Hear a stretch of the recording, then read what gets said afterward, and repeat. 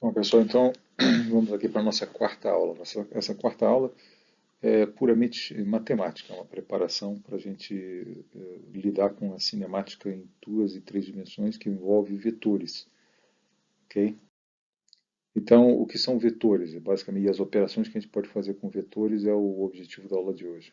Então, você lembra desse slide aí na aula 2 sobre onde eu perguntava o que é preciso para associar um número a, a uma posição. A posição a que eu me referi aqui era a posição da cinemática escalar, era ao longo de uma reta. Quando o seu objeto se move apenas ao longo de uma reta, você só precisa, definindo uma origem e um sentido ao longo da linha reta, você consegue associar um número real à posição. Por exemplo, esse carro aqui está em x igual a menos 8, esse aqui está em x igual a mais 10 metros. Então, um número real é suficiente. Então, a posição sendo um número real, isso faz com que a velocidade seja um número real também e a aceleração seja um número real. Esse é o objeto da cinemática escalar.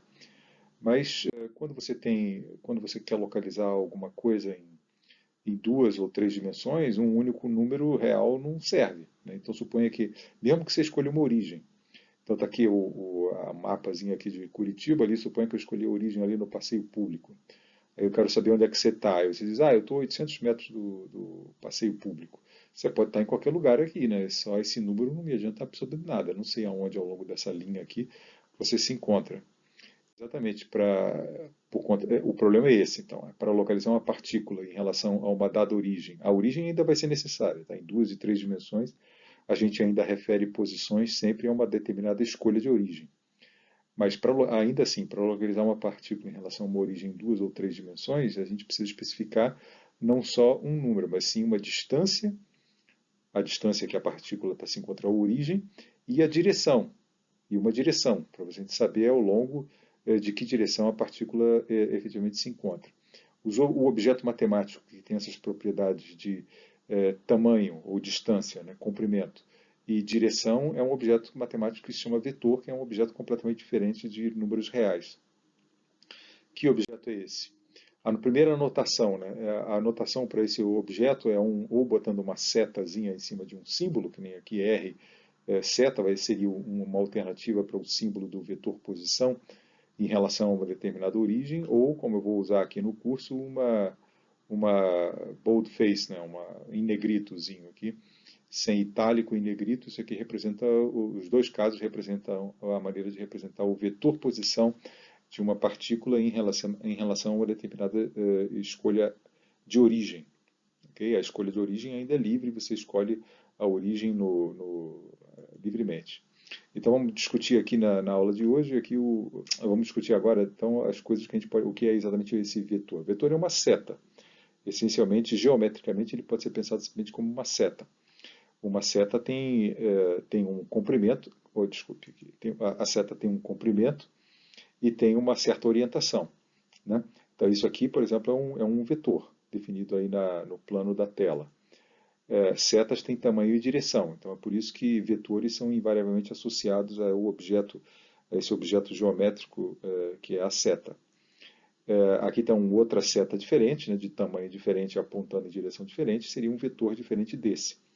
O comentário a fazer é que a posição onde você desenha, a posição no plano aqui no caso, né, onde você desenha a seta é irrelevante. Essas duas setas azuis aqui têm o mesmo tamanho e a mesma direção, então é o mesmo vetor.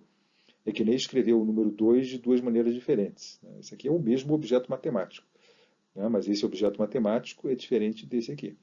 Tá? Então, são as propriedades de tamanho e direção que caracterizam um vetor. Essas duas setas aqui é a mesma coisa. O vetor aqui é o mesmo, né? Porque ele tem o mesmo comprimento, a mesma direção, então é exatamente o mesmo vetor. Não é porque ele está desenhado em pontos diferentes que ele seria objetos diferentes. Não é isso.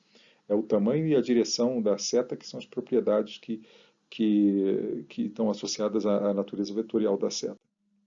Então agora, se você está aqui de volta, aqui, a solução do seu problema aqui, eu quero saber onde é que você está. Aí você me diz, eu estou 800 metros do passeio público, eu não sei, mas se você diz, eu estou na direção, sei lá, ali, nordeste, né, a 800 metros, aí eu sei exatamente, você está ali, perto ali do Couto Pereira, aqui, né, 800 metros do passeio público, mas numa direção específica. Se você dissesse, ah, não, não é na direção nordeste, é na direção leste, aí você estaria aqui, em algum lugar aqui. Tá? Então você precisa da distância e da direção. Por isso que um vetor é o objeto que resolve o seu problema de localizar uma posição em relação a uma determinada origem. Mas veja que a origem aqui eu arbitrei. Se é no passeio público, podia ter escolhido em qualquer outro lugar aqui. Tá? Então é assim que a gente trabalha em cinemática vetorial. Você escolhe no seu sistema, tipicamente é um sistema em três dimensões. Você escolhe uma origem arbitrária, convenciona, vai ser esse ponto aqui do espaço vai ser minha origem. E os vetores em relação a essa origem aí vão definir as posições. Ok? Bom, o que que dá para fazer com vetores? Você pode somar vetores, do mesmo jeito que você soma números reais, você soma vetores. Só que a definição do procedimento é necessariamente geométrica, em vista do fato de que o vetor está intimamente relacionado a uma seta, a definição da soma de vetores vai se dar aqui geometricamente. Então está aqui dois vetores, o azul e o vermelho. Como é que eu obtenho o vetor soma? Aí a definição é essa: você bota o vetor vermelho na ponta do vetor azul e traça uma linha da origem do vetor azul até a ponta do vetor vermelho. Esse vetor amarelo é a soma, é o vetor também, né, uma seta também, que é o vetor soma dos dois vetores. Você pode tanto, quando eu somo dois vetores, tanto faz eu pegar, no caso aqui, o vermelho botar na ponta do azul, ou o azul botar na ponta do vermelho, que o resultado é exatamente o mesmo, a soma de... Então está aqui o desenho, ó, eu peguei o vetor azul, transladei ele aqui, né, e botei ele lá na ponta do vermelho ali, né. O vetor soma, nesse caso aqui, seria isso, e esse vetor amarelo aqui é idêntico a esse vetor amarelo, no sentido de que ele tem exatamente o mesmo tamanho e aponta exatamente na mesma direção. Como eu falei para vocês, aonde a seta está desenhada é irrelevante. Interessa o tamanho dela e a orientação dela. Então, tanto faz somar o vetor azul com o vermelho ou somar o vermelho com o azul, que o resultado é o mesmo. Tá? Essa é a propriedade comutativa, né, da soma vetorial. A mais B e B mais A é a mesma coisa. Tá? Bom, então, além de somar dois vetores, você pode multiplicar um vetor por um número real, ou escalar, como se chama, né? Então está aqui um vetor, aqui o vetor A, né?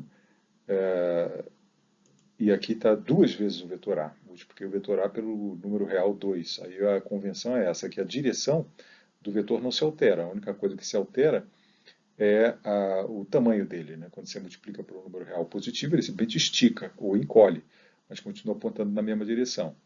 A convenção, quando você multiplica por um número negativo, é que ele inverte, ele mantém a mesma direção, né? O sentido dele inverte. Né? E ele no caso aqui, o sentido do vetor A inverte, ele aponta para trás agora, né?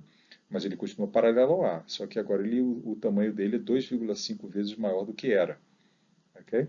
Essa é a convenção para multiplicar por um número real. Positivo ou negativo, tá? É perfeitamente definido. E também pode multiplicar por zero. Quando você multiplica por zero, ele vira um vetorzinho muito especial, que é o vetor nulo, né? Um vetor que não tem extensão nenhuma. Esse vetor é o único vetor que não tem direção nenhuma, né? O vetor zero. Qualquer outro vetor que tenha um tamanho finito, ele aponta para algum lugar. O vetor zero é um ponto, simplesmente. Né? Ok? Muito bem, então com isso agora a gente consegue entender o que seria a subtração de dois vetores. A subtração de A e B seria a soma do A com menos 1 vezes B. Né? Essa é a definição natural do que seria a subtração. Então está aqui a ilustração, aqui está aqui o vetor A, está aqui o vetor B, o que seria a subtração A menos B.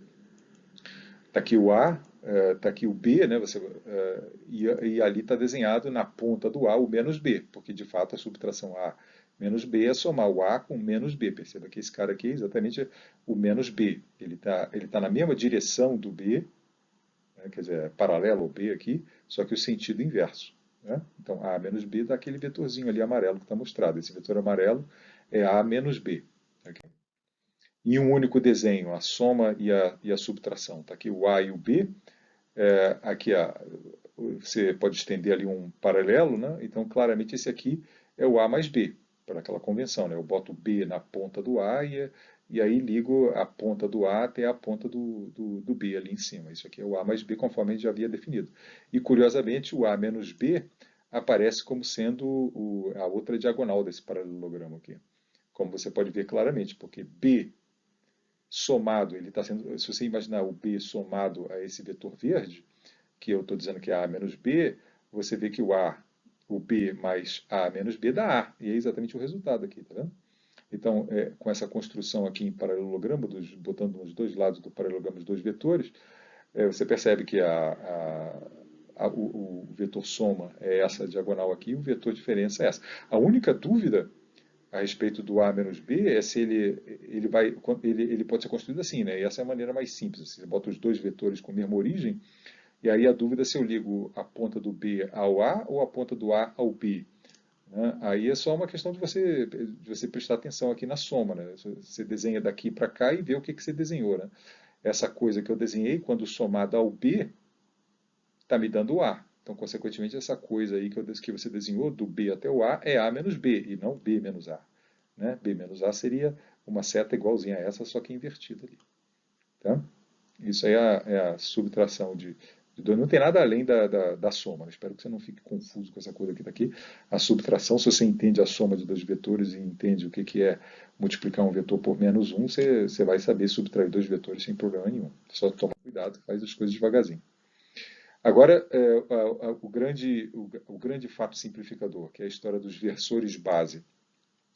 Os versores base são vetores de tamanho 1, de tamanho unitário, usados para exprimir os demais vetores.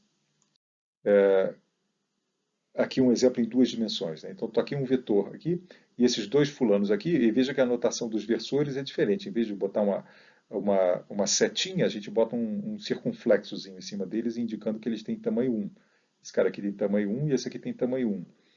Aí eu convencionei, é uma convenção, é uma escolha. Né? Dentre todos os vetores de tamanho 1, eu escolhi esse aqui, que aponta aqui na horizontal, para ser o versor I. Eles geralmente são chamados de IJ em 2 dimensões e IJ e K em 3 dimensões. E arbitrei que o J aponta para cima. Não era necessário, ele podia apontar para qualquer lugar, mas eu convencionei que esses dois vão ser os versores base aqui. Normalmente, em 99,9% dos casos, a gente escolhe versores ortogonais por razões que vão ficar claras mais ao final da aula. Então está aqui, são dois vetores de tamanho 1, por isso a notação. E eu vou mostrar agora para vocês como é que esse vetor genérico aqui, A, que é um vetor qualquer, aí, de um tamanho qualquer, aí, apontando em uma direção qualquer, ele pode ser expresso como uma chamada combinação linear, como uma soma envolvendo o I e o J. Eu posso construir o A caminhando na direção, pegando o versor I, esticando ele de 1,5 e depois indo na direção do J, esticando o J de 2. Entende? Então, dessa forma, fica claro por aqui, o que você está fazendo aqui, na verdade, você está exprimindo o A como uma soma de dois vetores, o 1,5i mais o 2,0j. Né? Então, em uma expressão, é isso que você escreveu. Eu escrevi, decompus, né, o A como uma soma do primeiro versor que eu escolhi, tive que multiplicá-lo por um certo número, e o segundo versor que eu escolhi, tive que multiplicá-lo por um outro número. Esses dois números, que aparecem multiplicando os dois versores, eles se chamam as componentes do vetor A na base escolhida IJ. Okay? Essas são duas maneiras que a gente vai usar para escrever isso. Aqui, dessa maneira que está aqui, você torna explícito quem são os versores, e aqui você só escreve as componentes. O vetor A passa a ser escrito como 1,5, 2,0, um par de vetores. Um par de números, desculpe, um par de números reais. Esses números, as componentes do vetor não precisam ser positivas, que nem eles aconteceram aqui. Obviamente, ele pode ser negativa também. Tá? O outro comentário é que as componentes de vetores têm unidades em física. Isso quer dizer que as componentes do vetor exposição, quando você escolher lá alguns versores, as componentes do vetor R não vão ser 3, 6 e menos 2. Vai ser 3 metros, 6 metros e menos 2 centímetros, alguma coisa assim. Eles têm unidades correspondentes à grandeza que está sendo expressa vetorialmente. Similarmente, as componentes do vetor velocidade são expressas em metros por segundo e as componentes do vetor aceleração são expressas em metro por segundo ao quadrado. Ok? Então, aqui de volta ao nosso exemplo ali. Ali está a origem que eu arbitrei. Né? Você está ali na ponta desse vetor aí de 800 metros de comprimento. Está, né? Ali a sua posição, exatamente onde a bolinha vermelha ali se encontra. E aí eu posso exprimir esse vetor aí como dois números. Como que eu devo proceder? Eu primeiro tenho que escolher arbitrariamente aqui os meus versores. Eu escolhi um versor aqui apontando para leste e o outro versor apontando para norte. Podia ter escolhido outras direções, mas eu escolhi essas duas. Com relação a essa escolha aqui, está ali a representação do vetor 800 como um vetor ao longo de leste e um vetor ao longo do norte, ali, né? É só agora eu medir aqui quanto que vale esse tamanhozinho aqui, quanto vale aquele tamanhozinho ali, e aí eu escrevo aqui, ó, o vetor R, a sua posição, em termos dessa base IJ, que está aqui explicitamente mostrada para onde que ela aponta, ele se escreve como 671 metros na direção I e 436 metros na direção J. Okay? Mudança de base. Mudança de base é a história da arbitrariedade dos versores. Você escolhe os versores no seu espaço tridimensional ou bidimensional, como a gente está discutindo aí, né? Apontando na direção que você quiser. Né? Então, o versor, às vezes, dependendo da base que você escolher, ele vai ter componentes diferentes. Aqui o vetor é o mesmo, é esse aqui. Aponta nessa direção aqui específica, tem esse tamanho específico. Aí eu resolvi escolher essa base aqui. Um que aponta para cima, outro que aponta para a direita. Né? Aí, nesse caso ali, está ali o A representado em termos da base IJ, e medindo aqui o tamanho dessa seta aqui, o tamanho dessa seta aqui, eu escrevo o A dessa forma, 3.7 na direção I mais 4.5 na direção J. Aí eu poderia ter escolhido essa outra base aqui também, essa outra base de versores. I' e J' apontando aqui nessa direção e naquela direção. Também mutuamente ortogonais por conveniência. Aí quando eu escolho isso aqui, aí as componentes mudam. Olha lá, o A para ser expresso como um vetor nessa direção, está ali, ó, nessa direção aqui, ó, essa direção aqui é um número vezes o I'. E esse vetor aqui é um outro número vezes o J'. O A agora está sendo representado como uma soma de dois vetores nas direções I' e J'. Se você medir agora o tamanho disso aqui, e o tamanho daquilo ali, você encontra 5.2 e 2.6. Então o A, o mesmo objeto, o mesmo vetor, está sendo expresso em termos da base IJ. Esses dois números aqui são as componentes do vetor A na base IJ, e esses dois números diferentes aqui são as componentes do mesmo vetor, só que nessa outra base, I', J'. Tá? Isso aí para destacar isso, que os números, as componentes de um vetor mudam conforme você muda a base. Por isso que é importante, quando você apresentar lá as componentes de um vetor, você explicitar, não, os versores que eu escolhi são esses aqui. Né? O I aponta nessa direção específica, o J, senão o cara não consegue reconstruir o vetor. Né? Tá? Se você não disser para onde o I e o J apontam, eu não sei para onde que o A está apontando. Né? Você tem que desenhar lá, ó, o J para cima e o I para cá. O I' para cá e o J aí eu consigo. Entende? Ok. A norma de um vetor é o outro nome que se dá para o tamanho do vetor. Então está ali o nosso vetor A ali. Está aqui a representação dele numa certa base aí que eu escolhi. Aquela mesma base, na verdade é o mesmo vetor de antes. Né? É o vetor A aqui escrito na base IJ, é 3.4 e 4.5 são as duas componentes. O que você me diria ser o tamanho do vetor A? Bom, aqui é claramente porque eu escolhi o I nessa direção horizontal e o J na direção vertical, isso aqui é 90 graus. Né? Aí fica a moleza aqui para eu encontrar o tamanho do A. O A é a hipotenusa desse triângulo retângulo aqui. O tamanho desse cateto é 3.7 e o tamanho desse cateto aqui é 4.5. Então o símbolo para a norma do vetor é isso, é o A com duas barrinhas assim. Né? Isso aqui é um número sempre positivo, porque é um tamanho, nunca pode ser negativo. De acordo com Pitágoras, isso aí é a raiz quadrada disso aqui, de 3.7 ao quadrado mais 4.5 ao quadrado, que é 5.8.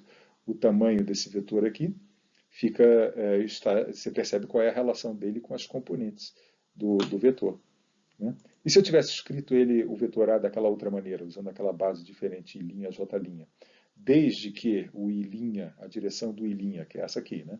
E a direção do J' sejam ortogonais, como eu falei para a gente que a gente sempre escolhe assim em 99,9% dos casos, você tem a mesma facilidade, porque aqui você tem um outro triângulo retângulo, que né, claramente a direção do I' e a direção do J' são supostas ortogonais aqui, né?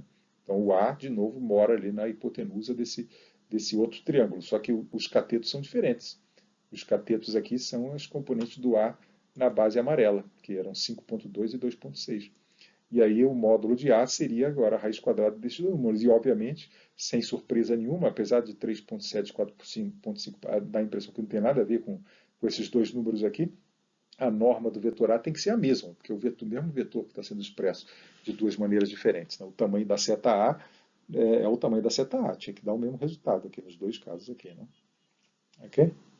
É isso. Agora em três dimensões. Em três dimensões está aqui para eu localizar, está aqui uma escolha a escolha típica, né, de três direções mutuamente ortogonais, o I ao longo dessa rua aqui, o J ao longo dessa rua aqui, supostamente 90 graus, né, e o K apontando para cima. E aí com isso, por exemplo, se eu quiser exprimir esse vetor aqui, né,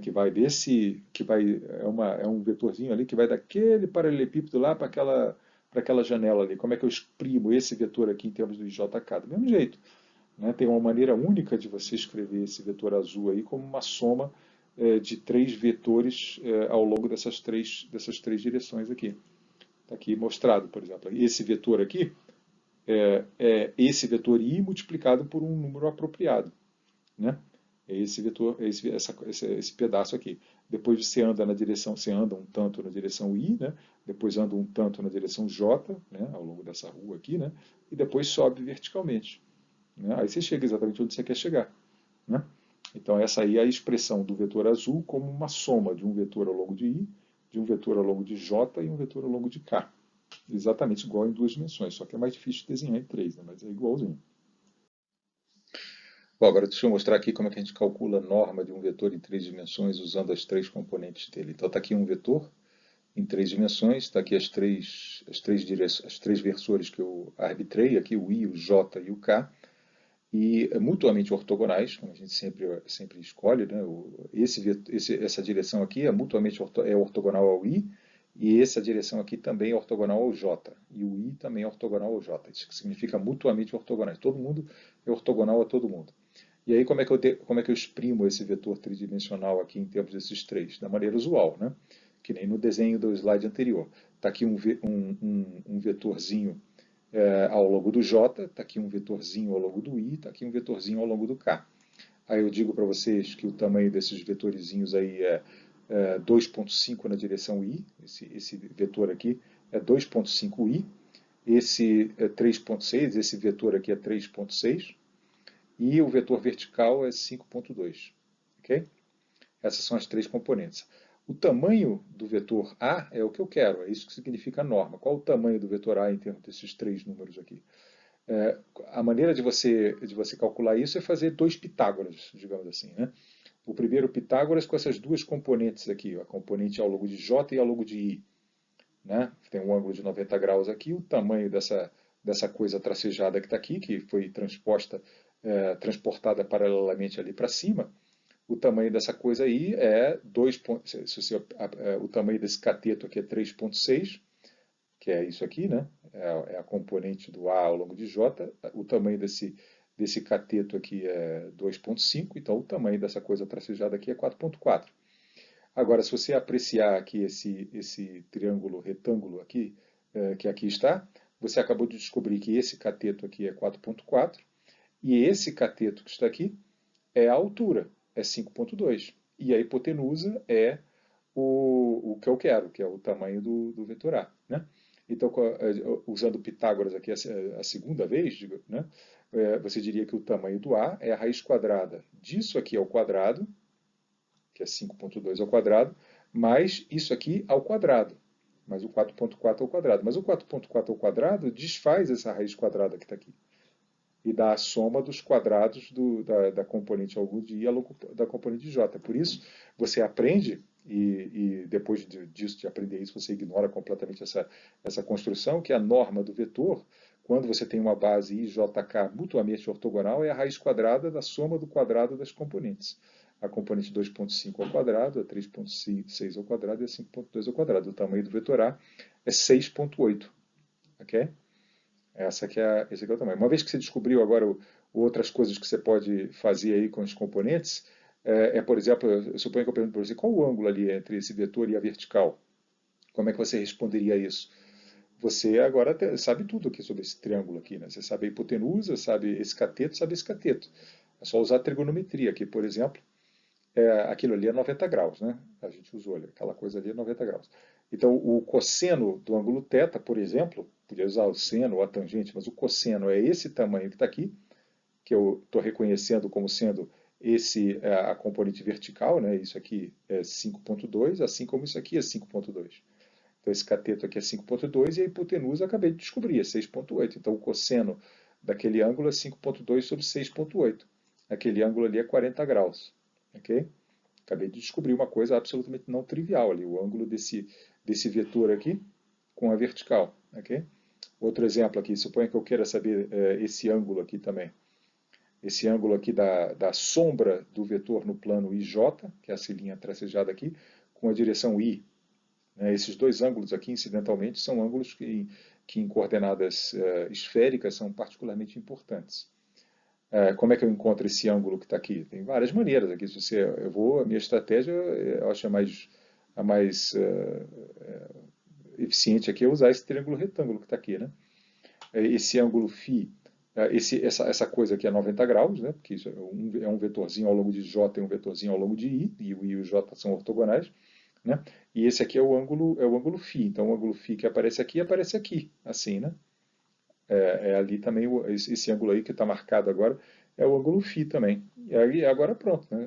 Eu posso usar, por exemplo, o cosseno, posso usar qualquer coisa, né? Porque eu tenho a hipotenusa é 4,4. Esse tamanho que está aqui é 2,5. E aquele tamanho ali é 3,6. Pode usar qualquer uma das funções trigonométricas e você descobre esse ângulo, né? Por exemplo, o cosseno de φ. O cosseno de φ é o cateto adjacente aqui, né?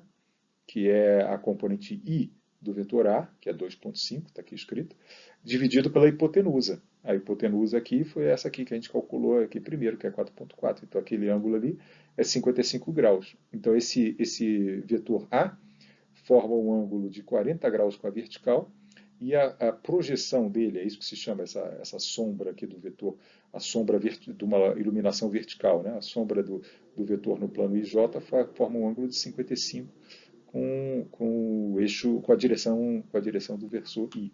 Né? A gente já vai aprender maneiras mais eficientes de extrair esses ângulos aqui usando o produto escalar. Bom, agora a enorme vantagem de você introduzir versores é que todas aquelas operações de soma de vetores, soma e subtração de vetores que foi definida algebricamente, né? Lembra que eu falei, pega um vetor, transporta ele, pega um vetor, transporta ele até a ponta do outro, aí liga a ponta, e esse troço aí que você desenhou é a soma, ou a subtração, ou coisa que vale, associada a esse desenho que está aqui, lembra? Então, isso aqui era uma definição geométrica, porque originalmente o vetor foi definido geometricamente. Então, a soma e a multiplicação por escalar e tal e coisa foi tudo definido algebricamente. Mas uma vez que se introduz versores, quando você passa a exprimir todos os seus vetores usando uma base lá que você arbitrou, que você escolheu arbitrariamente, todas as operações de soma e multiplicação por escalar e tal coisa se tornam operações algébricas, envolve apenas números. Você nunca mais precisa desenhar seta nenhuma, uma vez que você escolhe uma base. Essa é a enorme vantagem. Você passa a fazer o que se chama de álgebra vetorial. Quer dizer, fazer operações vetoriais, que a princípio seriam operações geométricas, né, com setas e coisa e tal. Você passa a fazer operações algébricas, né, de soma de números, multiplicação de números e coisa que o vale. Né? Então, por exemplo, aqui, suponha que esses dois vetores, aí, o A e o B, eu arbitrei aqui, eu quero essas duas direções aqui, o I e o J, um horizontal, outro vertical. Vou exprimir esses vetores aí. Aí suponha que o A tem lá duas componentes, lá, eu não sei quanto que são, seria esse tamanho aqui seria a componente AX, e esse tamanho aqui seria a componente AY, os dois seriam positivos, né, porque o I anda na direção, esse pedaço aqui do A anda na direção do I, e esse pedaço aqui anda na direção do J, os dois seriam positivos. Mas não interessa quem são dois números reais ali, a X e a Y são as componentes do A na base IJ. Similarmente, o B tem dois números reais, o BX e o BY, associados à componente IJ.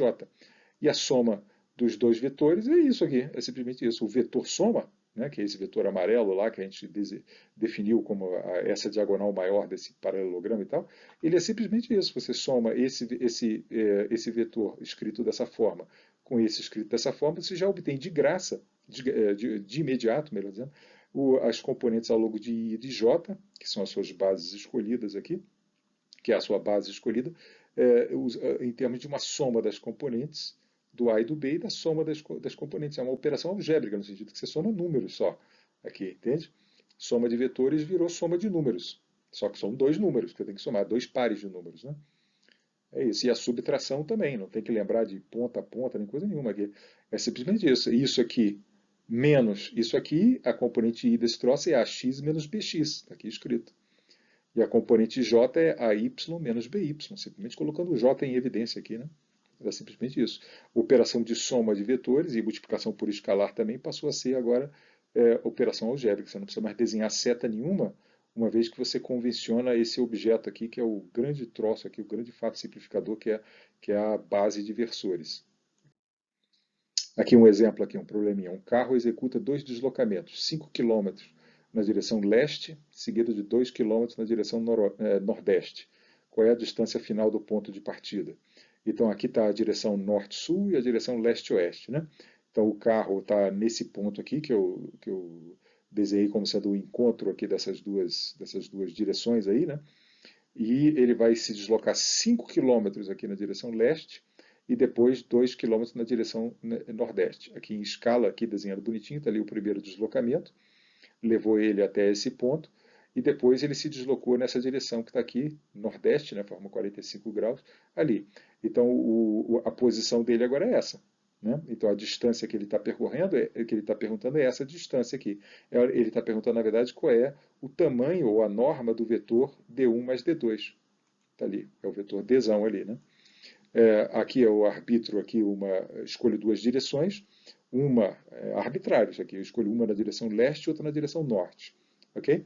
E agora eu exprimo esses dois vetores aqui, o D1 e o D2, em suas componentes. Está aqui o D1.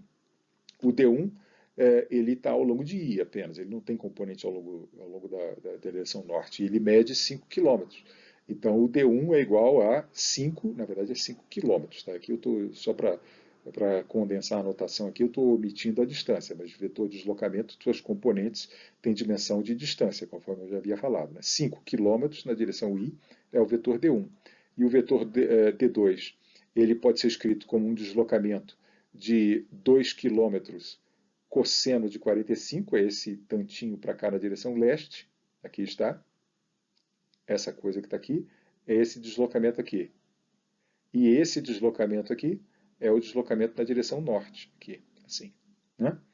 Então é 2 km cosseno de 45 graus na direção I e 2 km cosseno de 45 graus na direção J. Somar esses dois vetores aqui é brincadeira de criança aqui, né? Isso aqui, é 5 km mais 2 km cosseno de 45 e tal coisa. Aí você soma ali, volta a escrever quilômetros, o vetor D, agora, eu descobri aqui, simplesmente fazer uma conta absolutamente trivial aqui, que a componente ao longo de leste, ou ao longo de I chapéu dele, é 6,41 km, e a componente ao longo de norte dele é 1,41 km. Então o tamanho do vetor D é a raiz quadrada disso aqui ao quadrado, mas isso aqui ao quadrado. É 6,57 km. Ok? E se eu tivesse escolhido outras, tá aqui, o mesmo vetor D1, D2 e o vetor resultante, né?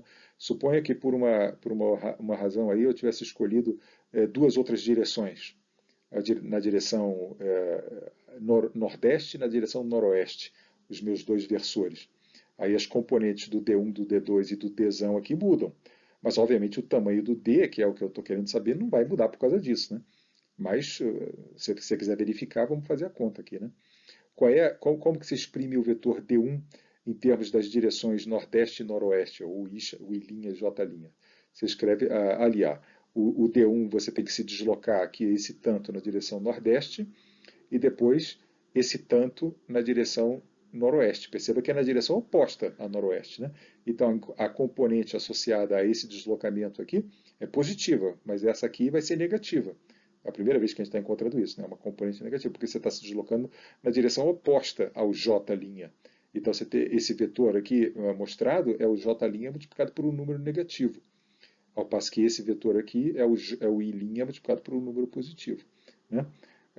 Mais especificamente, isso aqui é 45 graus, né? Porque esse deslocamento aqui foi dito ser na direção leste, né, e a direção nordeste faz 45 graus com a direção leste, então as componentes são essas aqui.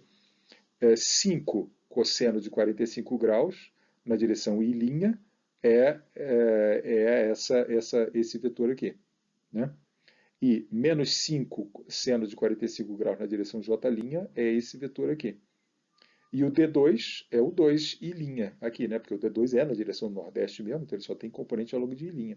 E aqui já estou somando os vetores D1 e D2 dessa forma. Né? Escrevendo agora em quilômetros, dá isso aqui. As componentes do D são completamente diferentes em relação às componentes dele ao longo da direção IJ. Né?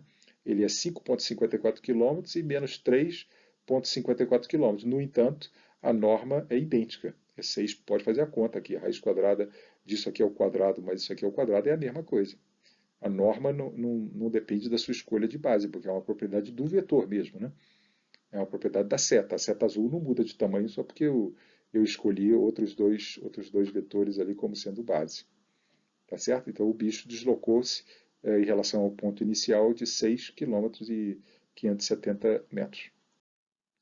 Agora sim, o produto escalar é outra coisa que você pode fazer com os vetores. A gente já viu que você pode somar vetores e pode multiplicar vetores por números. Né? Agora eu vou mostrar como é que você multiplica vetores. Tem dois tipos de multiplicação. Essa multiplicação se chama produto escalar e a outra que a gente vai ver mais adiante se chama produto vetorial. Elas são completamente diferentes por conta do fato de que o produto escalar associa um número a um par de vetores, ao passo que o produto vetorial vai associar um vetor a um par de vetores. Então, agora a definição. Isso é definição, não cabe discussão aqui do produto escalar. Como é que se define o produto escalar entre essa seta e essa seta? A definição é assim. Você bota as duas setas juntas ali e contempla o ângulo que elas formam, né, o ângulo θ. Aí o símbolo do produto escalar é um ponto. Você lê isso dessa forma. O produto escalar de A com B é definido como sendo a norma de A, que é o tamanho do a norma de B, que é o tamanho do B, e o cosseno do ângulo entre os dois.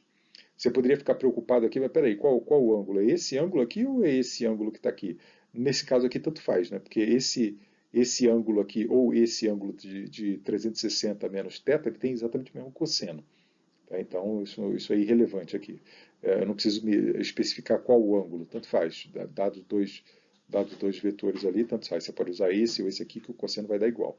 Então você vê que o produto escalar, ou o produto escalar ou interno, né, é sinônimo, as duas coisas, do vetor A com B, é um número, é o tamanho do A vezes o tamanho do B e o cosseno entre eles. Né? Então isso aí é um número real. Pode ser positivo ou negativo, né? Porque isso é sempre positivo, mas o cosseno pode ser maior ou menor que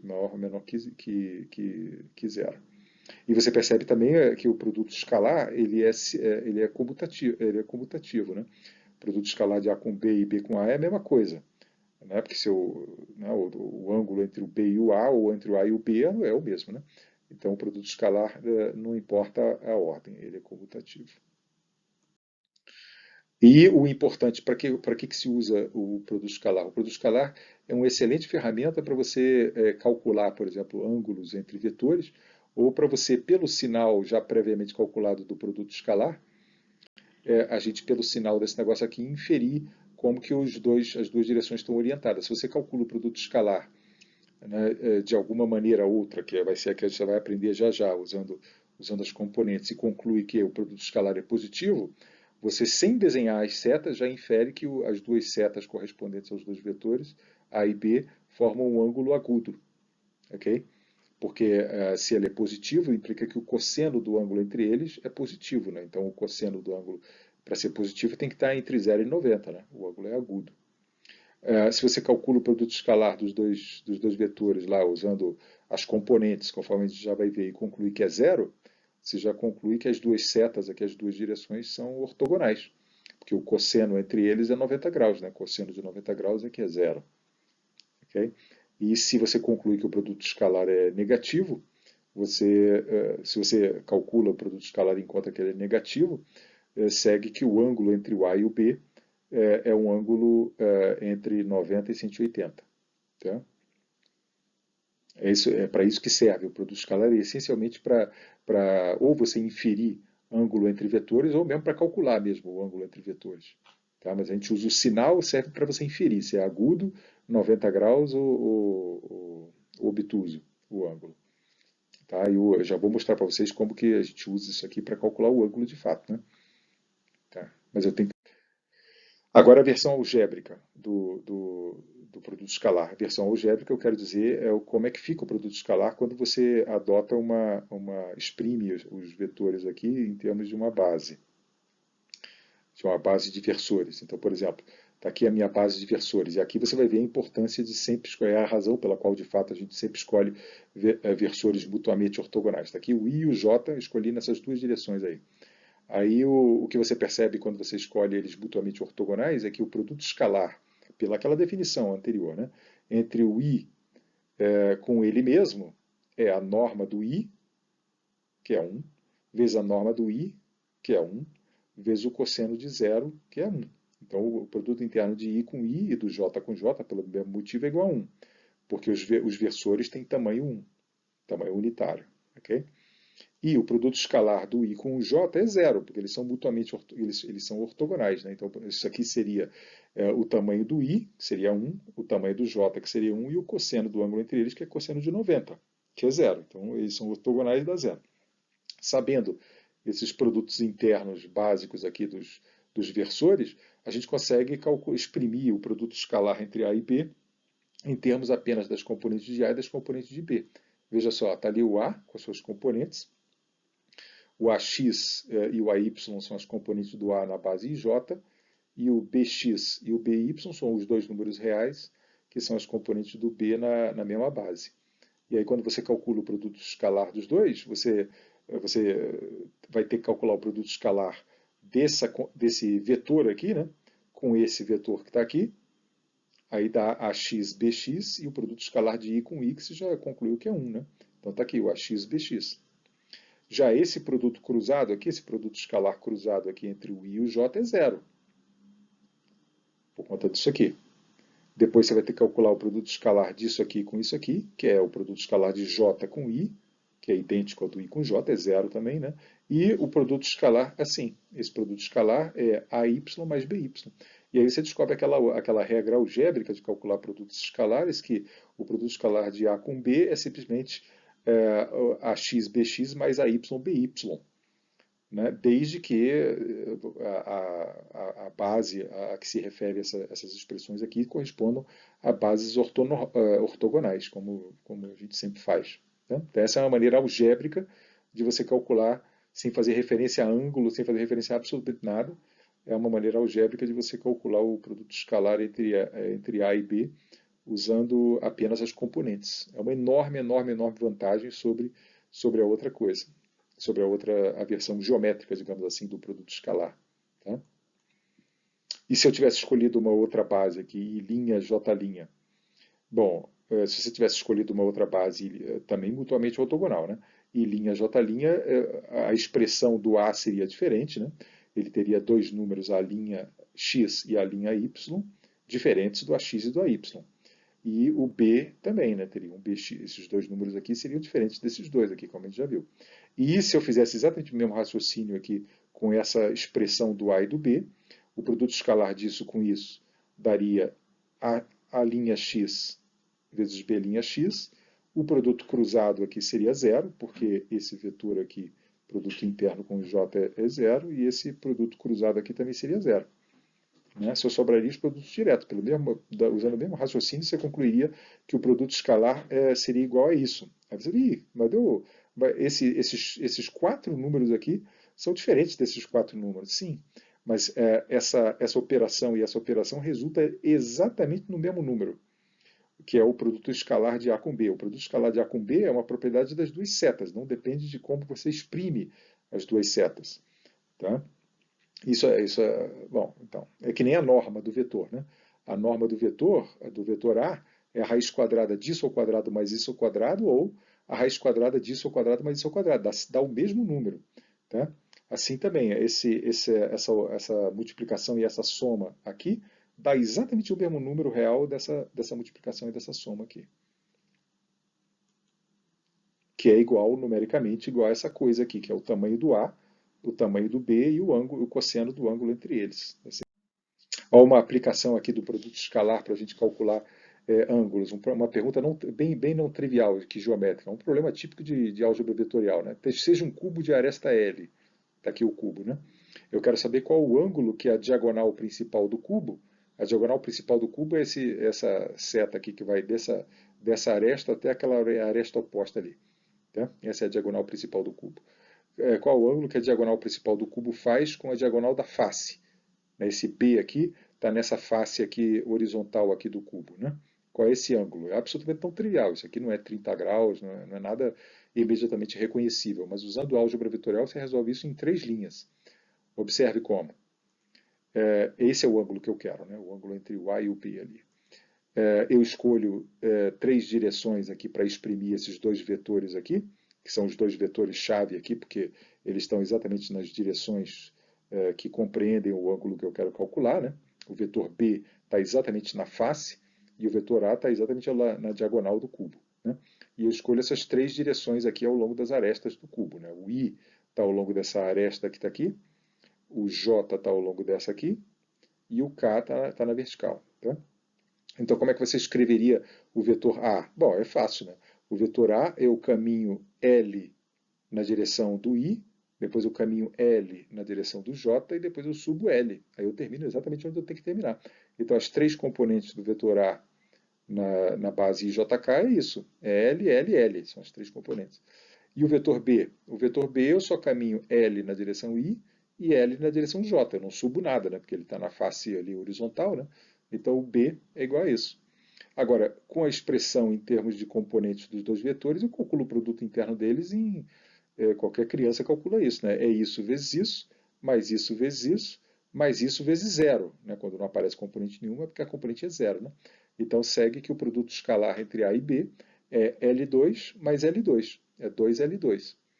Bom, e o tamanho do vetor A? Bom, com as componentes aqui, eu sei qual que é a raiz quadrada de L2 mais L2 mais L2. Ou raiz quadrada de 3 vezes L, é o tamanho do vetor A. E o tamanho do vetor B é a raiz quadrada de L2 mais L2, é a raiz quadrada de 2 vezes L. Como o produto escalar do A e do B foi calculado e o tamanho do A e do B foi calculado, eu consigo concluir qual o cosseno entre os dois. Né?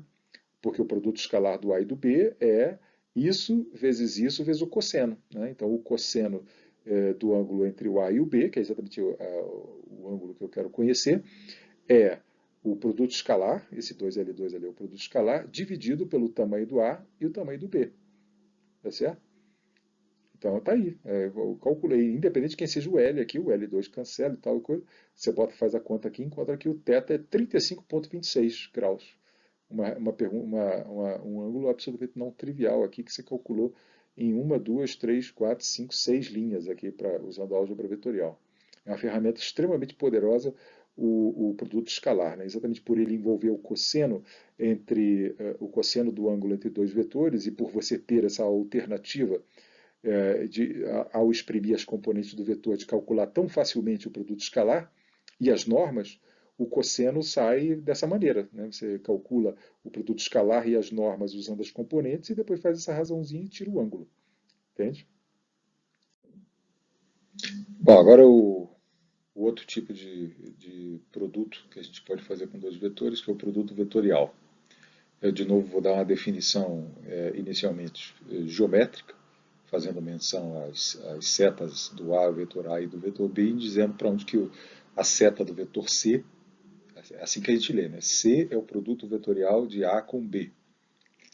Para onde que o C aponta e qual é o tamanho dele. Depois a gente vai aprender utilizando os versores para exprimir o A e o B, obter as componentes do C de maneira muito mais simples. Então está aqui. A definição é o seguinte: dados dois vetores A e B, o produto vetorial de A por B é um vetor C com as seguintes características. Está ali o B transplantado ali para a mesma origem do A. O A e o B definem um paralelogramo com um ângulo θ, sendo o ângulo entre o A e o B, é o mesmo θ lá que aparece no produto interno.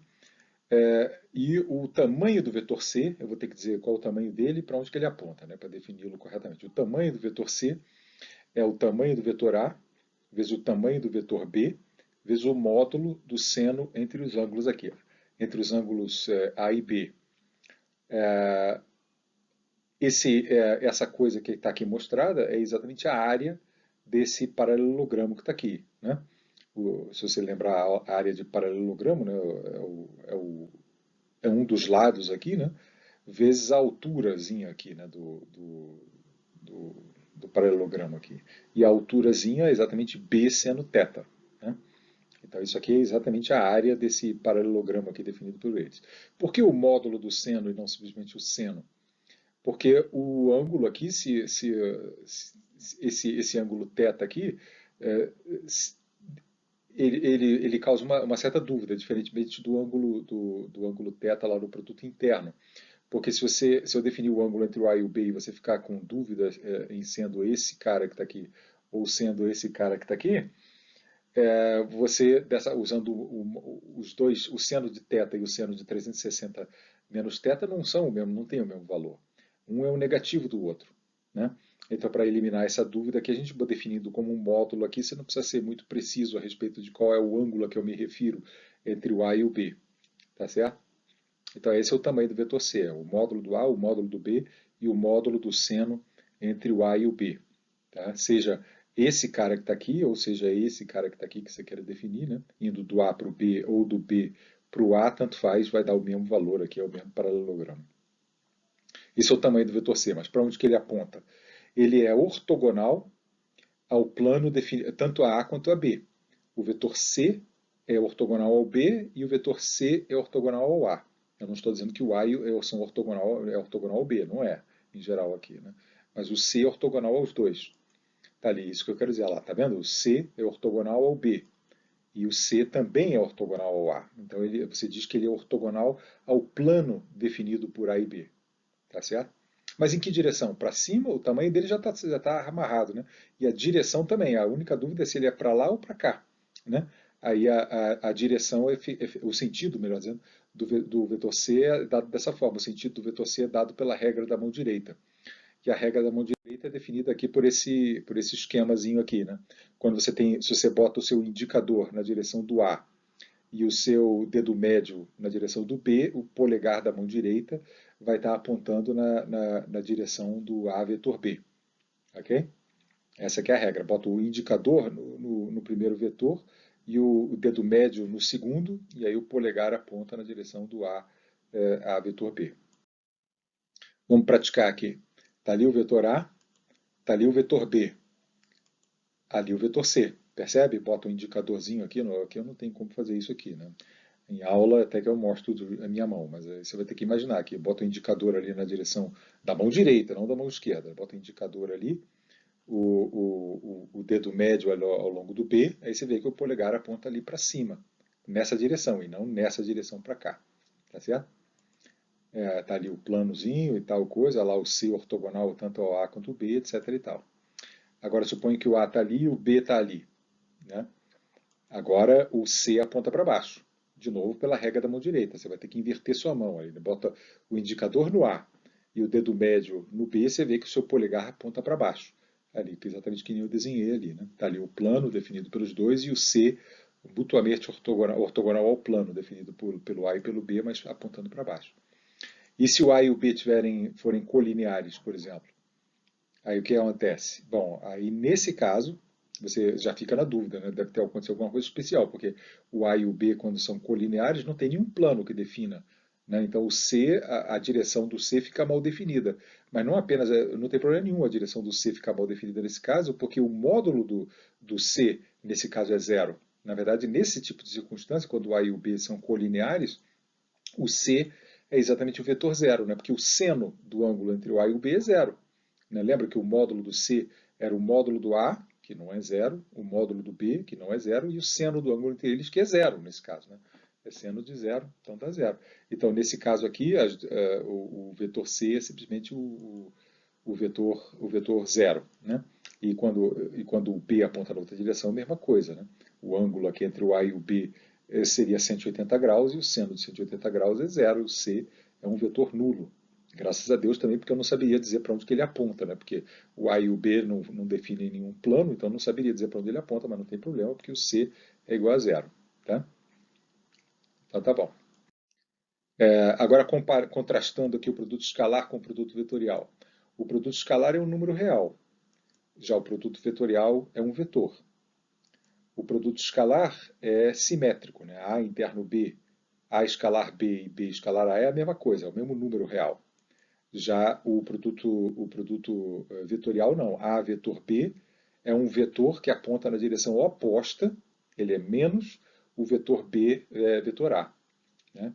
Porque você pode ver que o sentido muda aqui, porque nesse caso aqui você bota o indicador na direção A e o dedo médio na direção B.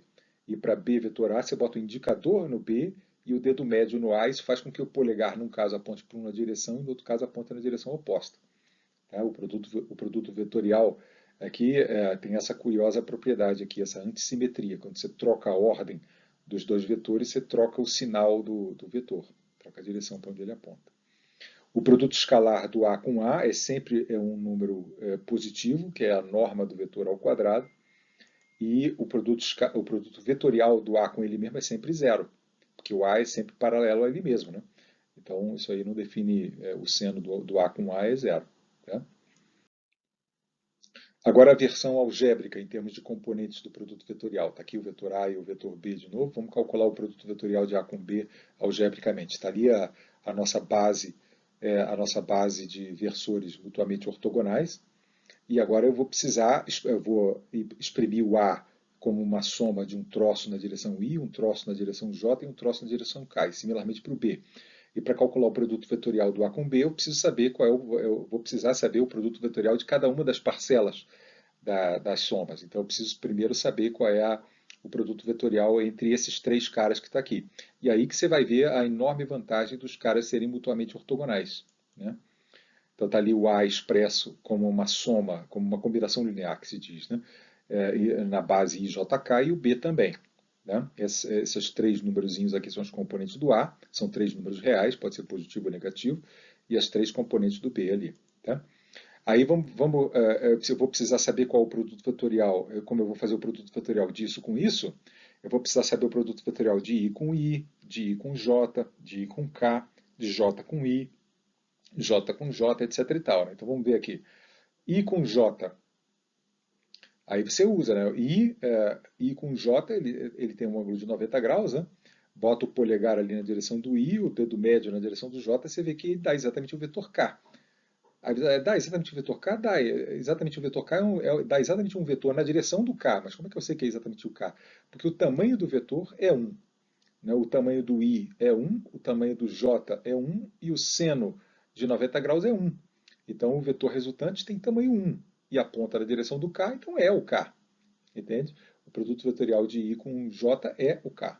Similarmente, o produto vetorial de J com K é o I e o produto vetorial de K com I é o J. Entende? Os produtos vetoriais aqui dão sempre eles mesmos. O I com J dá K, etc. E tal. E o produto agora sabendo esse resultado básico aqui, né, a gente consegue calcular essa coisa. Eu preciso calcular o produto vetorial disso com isso, I com I, produto vetorial de I com I, a gente já viu que é zero, né, de um vetor com ele mesmo é zero. I com J, ali eu consulto minha tabelinha ali, dá o vetor K. Então esse vetorzinho aqui, produto vetorial com esse vetorzinho aqui, por exemplo, vai dar AX vezes BY na direção K. Entende? Procedendo dessa forma para os 9 termos, aqui, um produto vetorial, outro, eu calculo esses 9 produtos vetoriais e reúno tudo, aí dá esse vetor aqui. Eu tenho uma expressão para as componentes. Isso aqui é a componente ao longo de I do vetor C, escrito em termos das componentes de A e de B. Isso aqui é a componente ao longo de J do C, e isso aqui é a componente ao longo de K de C. Pode verificar aqui que dá essa coisa aqui. Né? Efetua lá os 9 produtos vetoriais. Eu posso ilustrar um deles, por exemplo, aqui. Imagina aqui, onde é que aparece aqui o produto vetorial desse AYJ com o BXI? Bom, o produto vetorial de J com I é, o do I com J é K, então o do J com I é menos K. Então o produto vetorial disso aqui com isso aqui dá menos AY BX na direção K. Menos AY BX na direção K. Está aqui, ó. Menos AY BX na direção K. Ele está exatamente, apareceu aqui, ó, direitinho. Tá? Os produtos vetoriais, aí, os 9 produtos vetoriais aparecem aqui. Só não aparece, obviamente, o produto vetorial de I com I, que é 0, de J com J, que é 0, e de K com K, que é 0. Né? Então dá isso aí. E essa expressão estranhíssima aqui, né, ela pode ser escrita, você pode reconhecer, e é uma maneira mnemônica de você memorizar essa expressão aqui, é assim, você monta uma matriz estranhíssima aqui, onde na primeira linha entram os 3 versores, na segunda linha entram as 3 componentes do A, do primeiro vetor aqui do produto vetorial, e na terceira linha entra as 3 componentes do B. É uma matriz estranhíssima, né? Porque é versor na primeira linha e números nas outras linhas. É meramente uma regra mnemônica. E aí você calcula o determinante dessa matriz. Você lembra como é que calcula o determinante de uma matriz 3×3? Você repete, uma maneira de fazer, né? Eu pelo menos aprendi a fazer assim. Você repete a primeira e a segunda linhas aqui embaixo e faz esse produto desse com esse é contabilizado positivamente, desse com esse e tal e coisa. Aí você vê que obtém 3 vetorizinhos, a YBZ na direção I, tá ali, ó, a XBY na direção K e a ZBX na direção J. Aí reúne esses caras aqui. Esses aqui entram na expressão do determinante com sinal mais. E os 3 outras direções aqui entram com sinal menos. Aqui, ó, menos a YBX na direção K e tal e coisa. Aí você vai ver que esses 6 termos aqui, esses 3 e esses 3, são exatamente o que compõe ali o C. O C é convenientemente memorizado como sendo o determinante dessa matriz esdrúxula aqui, onde aparece I, J, K lá em cima, as 3 componentes do primeiro vetor aqui e as 3 componentes do segundo. É uma regra mnemônica, simplesmente isso. Tá? Ok. Um exemplo aqui. Suponha que eu forneça para você esse vetor aqui já em componentes IJ e IK. Aqui, qual seria o vetor, quais seriam as componentes IJK do produto vetorial A com B? De acordo com a regrinha, eu tenho que calcular esse determinante aqui. Ó. Eu boto IJK lá em cima, as 3 componentes aqui do vetor A, que é 3, tá aqui, menos 4 é a componente J e 0 é a componente K. Né? Quando não aparece é porque a componente é 0. E aqui é menos 2, olha lá o menos 2. Aqui não aparece I nenhum, então eu boto 0 aqui, 3, e calculo o determinante dessa coisa aí. Você calcula o determinante dessa coisa, enquanto isso aqui é isso. Aqui é o vetor que é o vetor produto vetorial de A com B. Você veja que eu não fiz nenhuma, não desenhei paralelograma, não fiz absolutamente nada. Todos os cálculos aqui são algébricos, isso é álgebra vetorial. E, por exemplo, a ortogonalidade. Será que esse vetor aqui realmente saiu ortogonal ao A e ao B? Porque a gente viu que o produto vetorial tem que ser ortogonal tanto ao A quanto ao B. Como é que eu constato, sem desenhar a seta, que um vetor é ortogonal ao outro? Calculando o produto interno. Se eu calculo o produto interno, que é facinho de calcular, e concluir que é 0, está demonstrado que esse vetor, que os dois vetores são ortogonais. Então está aqui, ó, o produto escalar de A com B, também usando componentes, de A com C, desculpe, é 3 vezes menos 12, está aqui, né? A componente J, menos 4, vezes a componente J, menos 9, está ali. A componente K, que é 0, vezes a componente menos 8, você soma tudo, dá 0. Isso demonstra que o A e o C são dois vetores ortogonais, como tinha que ser, porque o produto vetorial de A com B tem que ser ortogonal ao A. O mesmo cálculo ali mostra que o C também é ortogonal ao B. Tá? Ok. Agora o último slide é esse aqui. É o produto misto, que é o número, é essa coisa aqui, que é uma mistura, por isso que chama produto misto. Né? É o produto escalar entre um vetor e o produto vetorial do outro. Você pode escrever ele assim, que não há dúvida nenhuma sobre o que você quer dizer. Né? Você não pode interpretar isso de outra maneira que não seja assim. Você tem que, porque se eu calculasse primeiro o produto escalar aqui, eu teria um número produto vetorial com um vetor, que não faz o menor sentido. Né? Então a única coisa que faz sentido é você calcular primeiro o produto vetorial e obter um vetor, e aí calcular o produto escalar dos vetores resultantes. mas para deixar claro, geralmente a gente escreve com parênteses explícito, assim. Isso se chama o produto misto de A com B com C. Né? O valor é um número isso, né? É um número porque isso é um produto interno, né? É um produto escalar, desculpe. É o produto escalar desse vetor com esse vetor. Então é um número real, pode ser positivo ou negativo. Tá? Que número é esse aqui em termos das componentes? Você pode mostrar aqui que isso aí é numericamente igual a esse determinante dessa matriz, agora sim uma matriz normal, né? Onde na primeira linha entram as três componentes do primeiro cara, as três componentes do segundo fulano ali e as três componentes do terceiro fulano ali. Né? E esse é o determinante. Você calcula esse vezes esse e tal coisa. Esse número que você vai encontrar aqui, que pode ser positivo ou negativo, é o resultado. Por que diabos isso se escreve assim? Pelo simples fato de que se eu tivesse colocado aqui I, J, K, eu teria obtido como resultado do determinante um vetor B, vetor C. Né? Agora, quando no lugar do I aqui eu coloco o AX, eu estou de fato, e no lugar do J chapéu eu coloco o AY, e no lugar do K chapéu eu coloco o AZ, o resultado do negócio aqui vai ser exatamente o produto escalar que eu quero. Entende? É por isso que isso aqui funciona.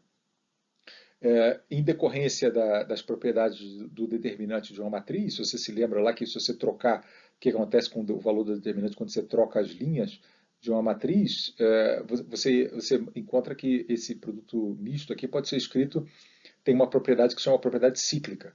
Né? Ele é idêntico a esse outro produto misto aqui, de passar o B para frente, o C para cá e o A lá para trás. Por isso que se chama propriedade cíclica, né? Você anda com os númerozinhos aqui em ciclo. Por que esse produto misto é igual a esse produto misto?